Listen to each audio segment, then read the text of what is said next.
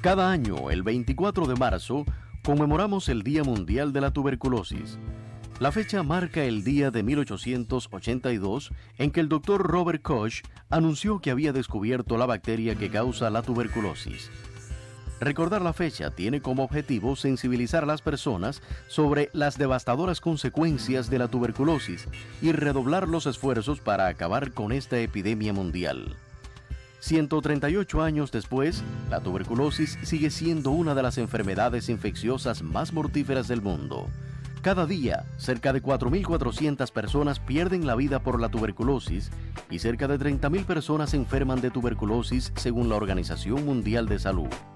A pesar de estas cifras, la dedicación y esfuerzo de muchas personas en el mundo han salvado aproximadamente 74 millones de vidas desde el año 2000. Sin embargo, la pandemia de COVID-19 y las desigualdades socioeconómicas han revertido años y han aumentado aún más la carga sobre los afectados, especialmente los más vulnerables. Pero, ¿quiénes son las personas con mayor riesgo de contagio? ¿Cuáles son los síntomas que pueden ponernos en alerta?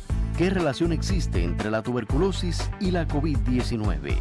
Esta tarde en Mitos de la Salud dialogamos sobre tuberculosis con Vivian García y una voz autorizada de la neumología en Cuba.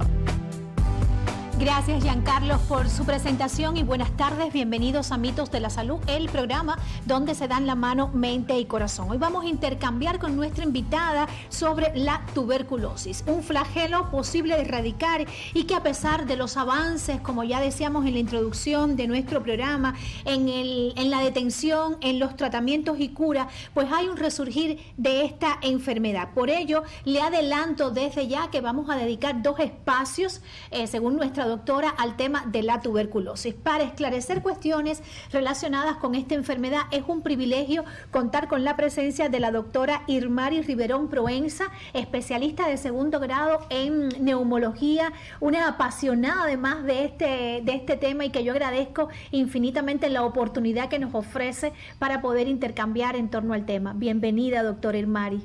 Muchas gracias. Un placer tenerla acá. Bueno, creo que aunque en la introducción hicimos referencia al tema de la tuberculosis, se impone conocer exactamente qué es la tuberculosis, doctor Irmari. La tuberculosis es una enfermedad infectocontagiosa, afecta preferentemente a los pulmones, aunque tiene también posibilidades de afectar otros órganos de la economía, otros órganos del sistema, y bueno, usualmente está relacionada con factores de riesgo muy característicos, muy puntuales.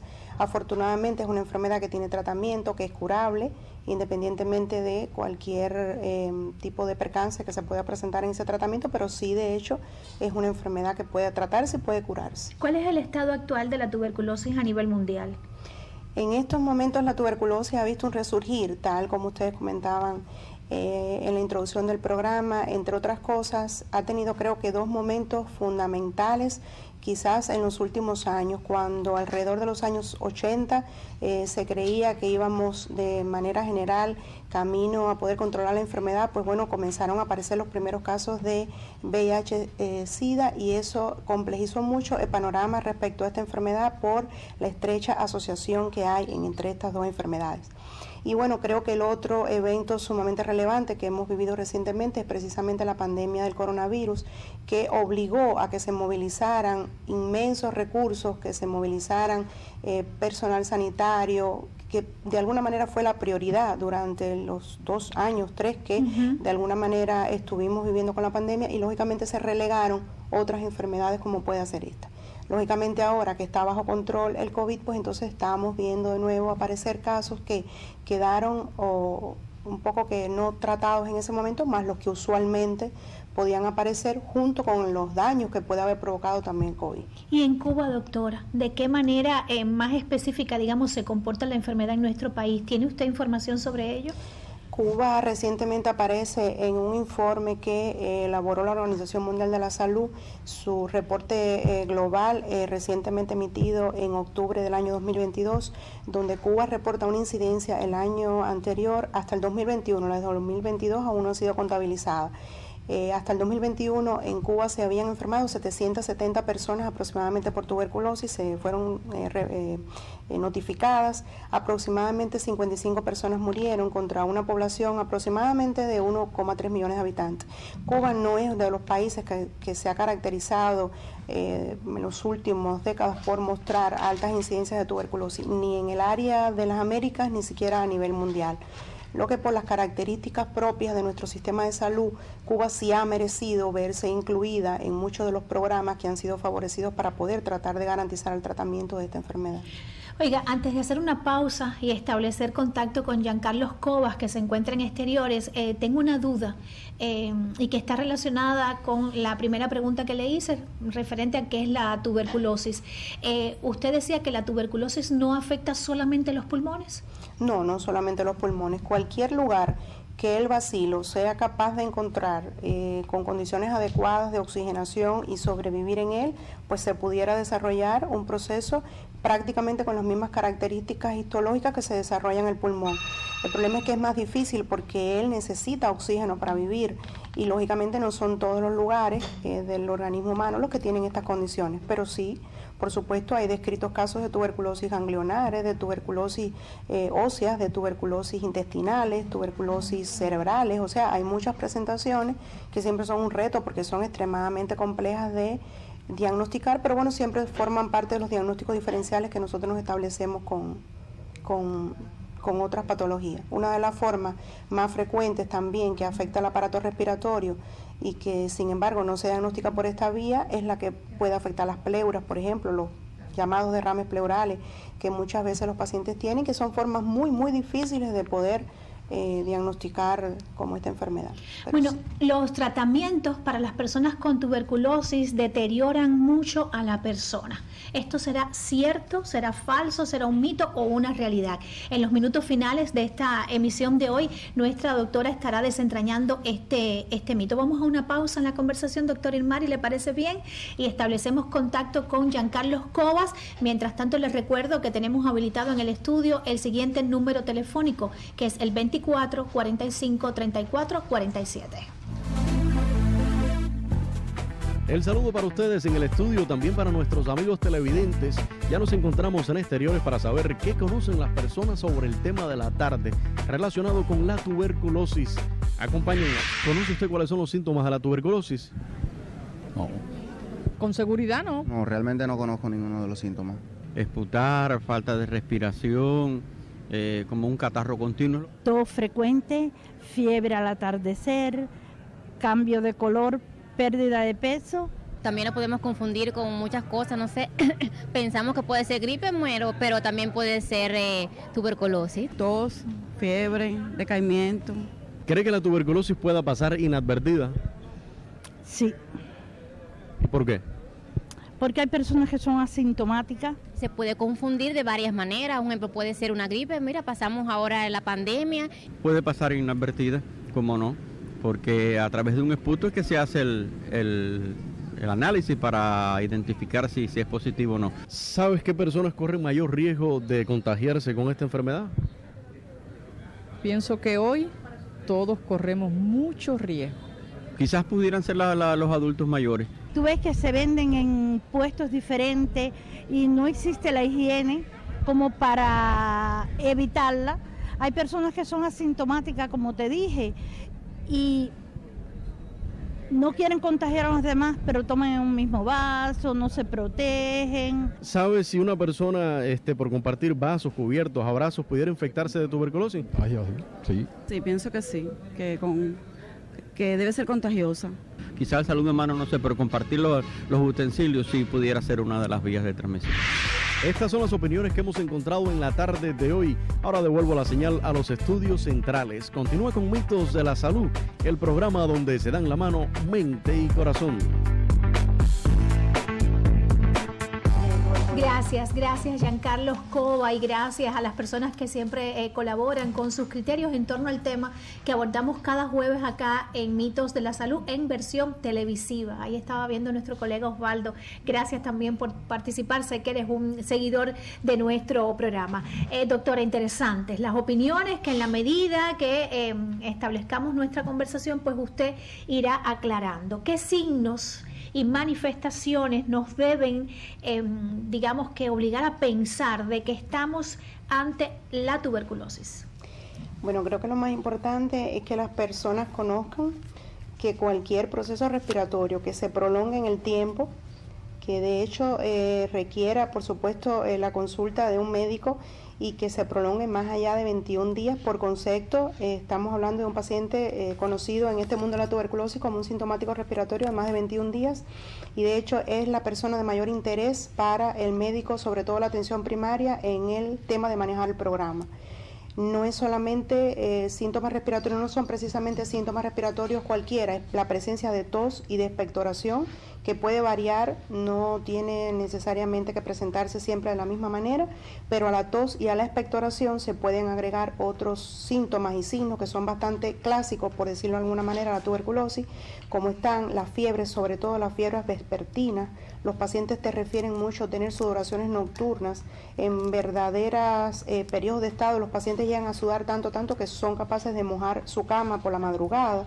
Este tipo de cuadros que se acompañan a pérdidas de peso, a pérdidas de apetito inexplicables, a decaimiento, a cansancio, son los síntomas y signos que usualmente han acompañado de manera más general esta enfermedad. Pero sobre todo la prolongación en el tiempo de cuadros respiratorios sin una otra explicación, y sobre todo en pacientes que no tengan patologías respiratorias crónicas. Belkis Rodríguez, que nos llamó hace un instante, reitero el número telefónico 2445-3447, le pregunta: una persona que tenga catarro, tiene que ver con los síntomas, por un periodo de un mes, ¿puede convertirse en una tuberculosis? Le pregunta ella.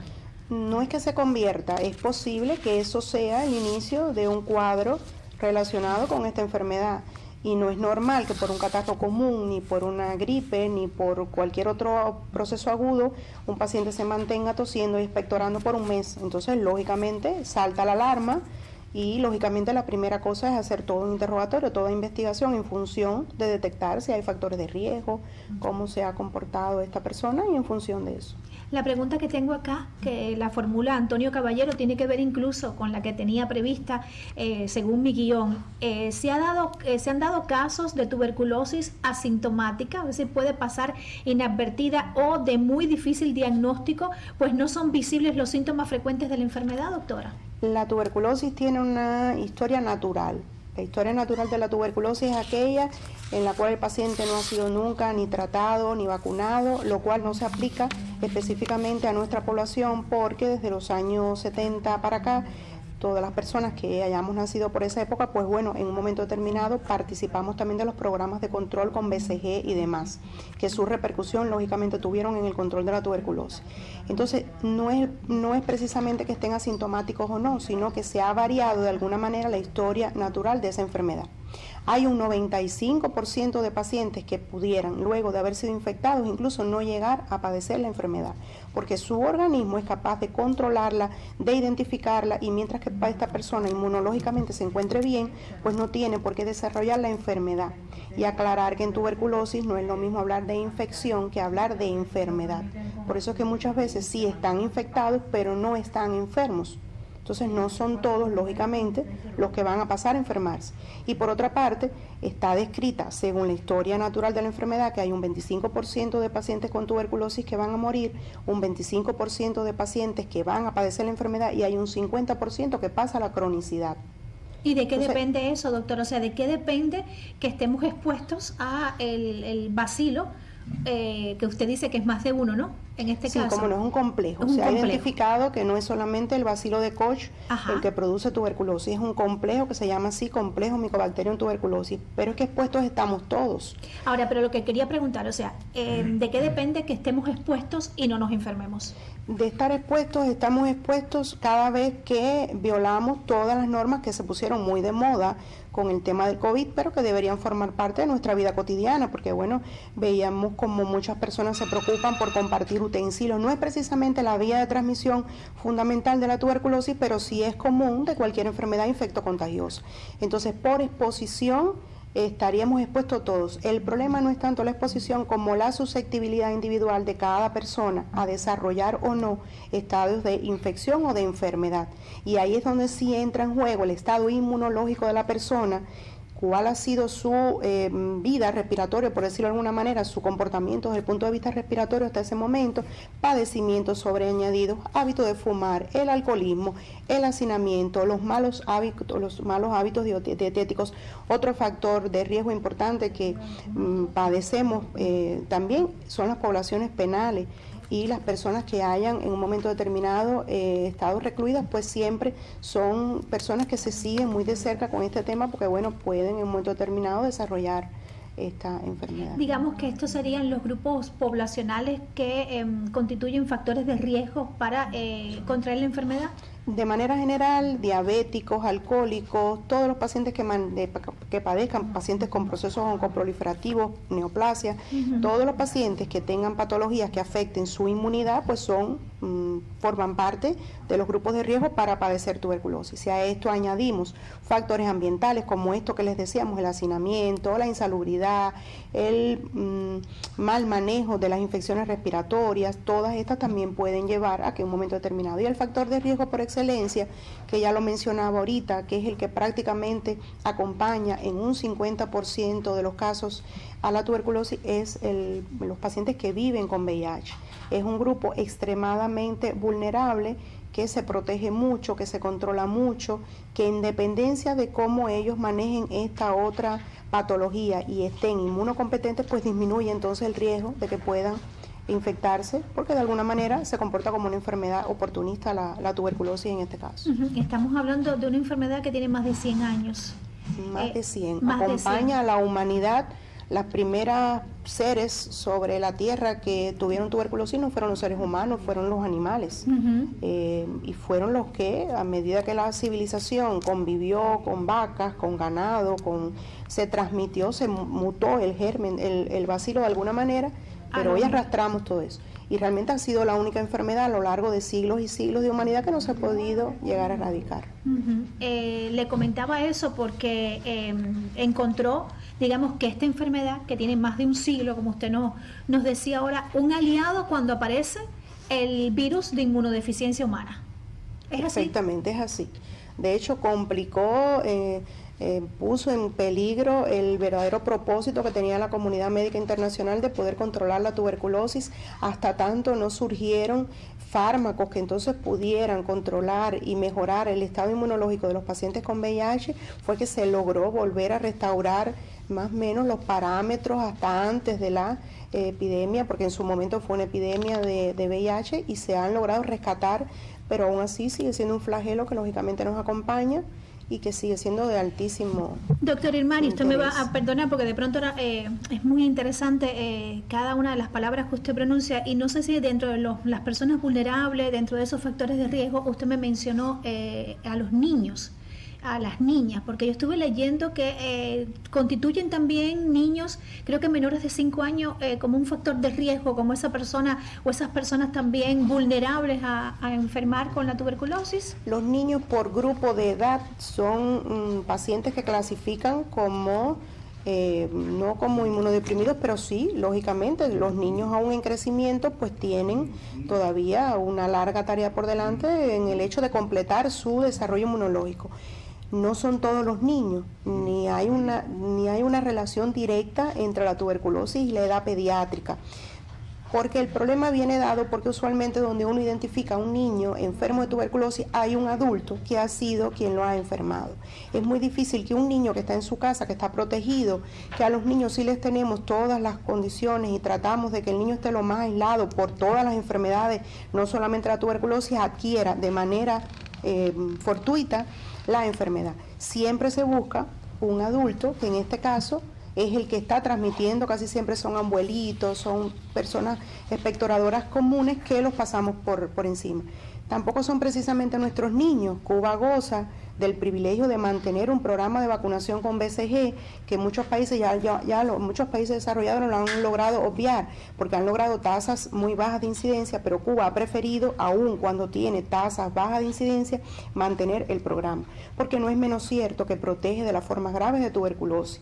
Y si protegemos las formas graves de tuberculosis y vamos controlando con los años la primoinfección tuberculosa, eso también ha tenido mucho que ver con que en Cuba a lo largo de los años haya ido disminuyendo la transmisión de la enfermedad. Si es una vacuna que no nos protege de por vida, no. Pero sin duda muestra estos resultados que Cuba no sea de esos países que constituyen, digamos que, de los más preocupantes en cuanto a la presencia de tuberculosis. Doctora, ¿cuál es la vía de transmisión de esta enfermedad? Usted ahorita hablaba, oye, incluso Giancarlo preguntaba en la calle si a través de compartir utensilios, y darnos un beso, saludarnos, ¿se puede contagiar uno de la tuberculosis de esta manera? La vía aérea, la aerosolización de partículas, es el vehículo que utiliza el bacilo para transmitirse de una persona a la otra. No es muy simple.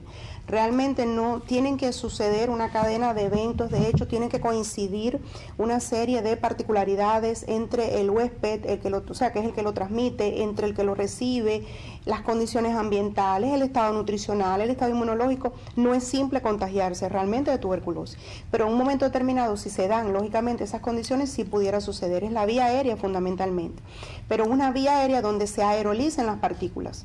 O sea, el bacilo necesita para penetrar un vehículo. Entonces, usualmente los lugares cerrados, donde se acumula polvo, donde no penetra luz solar, son lugares donde el bacilo puede vivir por años. Un teatro cerrado puede tener hasta por años, un cine, son lugares donde si alguien en un momento determinado expectora, pues pueden tener presencia de bacilos por años porque no penetra la luz solar. Entonces ellos sí son muy resistentes a ser destruidos por factores físicos, pero la luz solar los destruye. O sea, que mientras que nosotros dediquemos más nuestra vida a los espacios exteriores, a que todas nuestras actividades se logren hacer en espacios abiertos, ventilados, donde haya condiciones adecuadas de iluminación, pues por ahí también estamos reduciendo de alguna manera el riesgo de contagiarnos la tuberculosis. Es decir, una por persona... vía digestiva, Ajá. pudiera suceder. Lo que pasa es que los jugos gástricos usualmente tienen también el poder de inactivar un poco el vacío, pero está descrita la vía digestiva. Incluso la vía cutánea y la vía mucosa. Son las 4 vías de transmisión de la tuberculosis. ¿Cutánea? También. Es decir, que el bacilo puede entrar a nuestro cuerpo a través de la piel. Por soluciones de continuidad. A través de soluciones de continuidad. A través de lesiones que puede haber en la piel. Son extremadamente raras, pero esa es la 4ª vía de posibilidad en la que pueda ocurrir. Oiga, volviendo a los espacios abiertos, estamos en espacios abiertos, hay una persona que tiene tuberculosis, todavía no lo sabe, no ha sido diagnosticada, tose o canta, baila, es decir, pero hay un esputo que cayó ahí con el bacilo y el sol lo destruye. A las 2 horas. En 2 horas el sol ha sido capaz de destruirlo en ese lugar. El sol fuerte. Si además las radiaciones ultravioletas realmente, Ajá. decimos sol por... Claro. Si además nadie viene y una vez seco aeroliza la partícula, es poco probable que cojamos la tuberculosis. Ahora, pero aclárenos la duda. Entonces, ¿no se transmite por vasos, por compartir utensilios? De manera continuada sí pudiera suceder. Todo el tema de la tuberculosis está relacionado con el contacto estrecho, mantenido e íntimo con otra persona enferma. Porque usted converse un día con un paciente de tuberculosis, es altamente improbable que usted adquiera la tuberculosis, a menos que esté usted muy enfermo de otra cosa, y pues acá encontró. Pero además son 5 minutos de conversación en voz alta, es toser, es expectorar, o sea, está descrita toda la física que acompaña, todos los factores mecánicos, por decirlo de alguna manera, que acompañan la transmisión de la tuberculosis. Oye, ¿cuál es el periodo de incubación? El periodo de incubación es algo bastante largo y es bastante complejo de describir, porque hablaba ahorita de periodos de infección y estados de enfermedad. Puedes adquirir el bacilo de la tuberculosis en edades tempranas de la vida y desarrollar la enfermedad cuando ya en la adultez empiezan a fallar los mecanismos de defensa. Entonces estamos hablando de un periodo de incubación que ha sido prácticamente durante toda la vida. Y también puede existir la otra forma de presentación, en la cual ocurre de manera más rápida, en la cual usted estuvo en contacto con un paciente tuberculoso de manera constante, permanente, se crearon todas estas condiciones anómalas y es posible que al término de 15 o 20 días, por eso es que hablamos de sintomáticos respiratorios de 21 días, usted esté teniendo síntomas de esta enfermedad. Es muy variable. Realmente es algo muy difícil de enmarcar en un determinado periodo de tiempo. Bueno, mi reloj creo que marca las 4:54 minutos, es decir, nos quedan apenas 3 minutos, fíjese usted, ya lo habíamos previsto que el tiempo no nos iba a alcanzar para desarrollar el tema. Corresponde hablar sobre el diagnóstico y los tratamientos también en esta emisión. Pero antes yo quisiera que usted me aclarara otra duda. ¿La tuberculosis es también una enfermedad que se asocia a la desnutrición, doctora? Es que la desnutrición y el bajo peso y las carencias nutricionales traen consigo afectación de la inmunidad. Al estar afectada la inmunidad, igual no nos defendemos bien ni de un catarro, ni de una gripe, y mucho menos nos vamos a defender bien de la tuberculosis. Sí está directamente relacionada. Es así. Doctora, ¿cómo se diagnostica la tuberculosis? Bueno, en nuestro país nosotros contamos en este momento con 3 medios fundamentales para diagnosticar la tuberculosis. Los métodos por excelencia, que siguen siendo los convencionales, es la toma de esputo. El examen de ese esputo directo es un método relativamente económico, con determinadas tinciones se obtiene el diagnóstico. Está el cultivo es más específico, demora un poco más porque obtenemos ese resultado al cabo de los 2 meses. Y bueno, la tercera forma es que Holguín cuenta, afortunadamente, con uno de los pocos equipos que hay en Cuba de detecciones moleculares de tuberculosis, que es el denominado equipo GeneXpert, para realizar la técnica de X-Expert MTB-RIF, o sea, es la técnica que diagnostica la tuberculosis y la resistencia a la rifampicina, un método muy novedoso, algo extremadamente bueno porque adelanta, perfecto, lo tenemos a disposición. Usualmente somos los neumólogos los que decidimos a qué tipo de pacientes, porque no es un estudio que podemos ni generalizar ni estandarizar. De momento no lo podemos hacer, es un equipo costosísimo. Solamente se pueden examinar 4 muestras cada vez porque son unos cartuchos que son únicos para una sola vez y realmente es costoso. Entonces se reserva para esos casos donde el diagnóstico puede ofrecer algún tipo de duda y lógicamente... Y donde ya hay una clínica clínica compatible y demás, entonces podemos... Método clínico bien empleado y entonces se corrobora exactamente. Oiga, dice Lidia Provenza Velázquez, antes de desentrañar el mito, que si un EPOC puede desencadenar una tuberculosis. No, desencadenarla no. Es un factor de riesgo porque es un paciente que tiene una enfermedad respiratoria crónica, que de alguna manera su funcionamiento respiratorio no es el mismo y pudiera predisponer a infectarse de tuberculosis o de cualquier otro germen, pero directa relación EPOC viene dada por el tema de la destrucción mayor o menor del aparato respiratorio, no por... No vamos a poder hablar de cuál es el tratamiento de manera general, lo vamos a dejar para la próxima semana, pero sí vamos a desentrañar el mito, porque fue sugerido por varias personas interesadas en que abordáramos este tema. ¿Es cierto o falsa la creencia de que el tratamiento para la tuberculosis deteriora mucho a la persona? ¿Esto es un mito o una realidad? A ver, ese mito es falso. El tratamiento para la tuberculosis no tiene por qué deteriorar, son medicamentos muy seguros, son medicamentos que van a cumplir prácticamente un siglo dentro de unos años de ser usados y han conservado su eficacia, han conservado su seguridad. Realmente se sostiene fundamentalmente en 4 medicamentos, ya lo dejaremos entonces para la próxima vez, y lógicamente sí están descritas reacciones adversas a los medicamentos y eventos de resistencia, pero están muy relacionados con otros factores y son muchas veces mínimos. El tratamiento sí es seguro y de hecho es muy bueno en el sentido de que las personas rápidamente se empiezan a sentir bien, y de ahí también viene el tema de que muchos abandonen un tratamiento que debe durar mínimo 6 meses. Entonces realmente no pienso, no es mi criterio para nada que deteriore, al contrario, deteriora la tuberculosis, claro. Es así. De todas maneras, en el mundo hay, digamos, que una resistencia al tratamiento de la tuberculosis, que yo creo que esto es un tema interesante para abordar la próxima semana, igual que usted dice, el tema relacionado con reacciones adversas que tiene el tratamiento. ¿Cómo combatir el desconocimiento, la ignorancia, aparejado a los estigmas y a la discriminación que trae hacia las personas el tema de la tuberculosis? ¿Qué relación tiene el resurgir de esta enfermedad cuando hay tantos avances y tantos desarrollos a raíz de la COVID-19, que tiene que ver con una pregunta que quedó pendiente? De esto y más estaremos hablando la próxima semana, aquí el jueves a las 4:30 de la tarde, que vamos a desentrañar un mito que ya lo voy a anunciar desde esta semana. usted tiene oído de tuberculoso. ¿Eso será cierto, será falso, será un mito o una realidad? Nos encontramos dentro de 7 días. Buenas tardes. Próximamente este espacio continuará dialogando sobre la tuberculosis. ¿Qué hacemos en Cuba para el control de la tuberculosis? ¿Por qué hay personas que hacen resistencia a los tratamientos? ¿Cómo combatir el desconocimiento e ignorancia que trae aparejado estigmas y discriminación hacia personas con tuberculosis? Formule sus preguntas desde ahora en nuestro canal de Telegram y descubra nuevos aspectos de esta enfermedad sintonizando Mitos de la Salud, el programa donde se dan la mano, mente y corazón.